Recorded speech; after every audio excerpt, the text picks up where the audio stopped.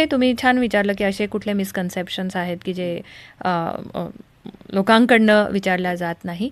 तर मला असं वाटते की फूड फ्युजन याबद्दल काहीच बोलल्या जात नाही. आजकाल पुण्यामध्ये मी आत्ता गेले काही दिवस राहतीये पुण्यामध्ये. किती छान छान कॅफे उघडलेत. पण तुम्ही जर मेन्यू कार्ड बघितलं ना, कोण प्रश्न विचारतंय? उलट प्रत्येकाला काहीतरी नवीन हवंय, ट्रेंडिंग हवंय. Fire panipuri, Chinese pizza. Chinese pizza कसा असू शकतो? पिझ्झा हा इटालियनच हवा. जर तो चायनीज होतो तर तो विरुद्धाहार होतो. कारण प्रत्येक क्विझिनचं स्वतःचं एक सायन्स आहे.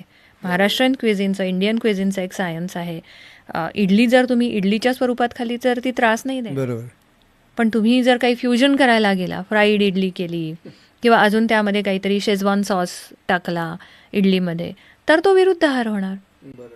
तर हे मिसकन्सेप्शन्स मला असं वाटते की पुढे यायला पाहिजे. The way our food trends are evolving, the way the restaurants are catering the food, question should be there. मी हे खाऊ का? जर मला पिझ्झा खायचा असेल तर मी कुठल्या स्वरूपात तो खाऊ जेणेकरून मला तो एन्जॉय पण करता येईल त्याची टेस्ट आणि मला त्याचा त्रास पण नाही होणार. हे प्रश्न विचारल्या जात नाही. लोकांची चूक नाही आहे, बरेच आमच्या प्रॅक्टिशनरची पण चूक असते. सरसकट आम्ही सांगतो फास्ट फूड खाऊ नका, पण पित्त प्रकृतीच्या एखाद्या माणसाला किंवा वात प्रकृतीच्या एखाद्या माणसाला बटाटे वड्याचा खूप छान फरक पडू शकतो. त्याच्यासाठी तो संवर्धन ग्रोथ चांगला करणारा असू शकतो, पण कफासाठी तो अगदी मंद करणारा असू शकतो. मिसळीचे गुणधर्म घ्या, राईट. एखादा पित्ताचा पर्सन असेल त्याला मिसळीने त्रास होईल, पण वाताच्या पर्सनला त्याच मिसळीने चांगले प्रोटीन्स मिळतील. पण ती मिसळ कशी तयार केली त्याच्यावर डिपेंड आहे.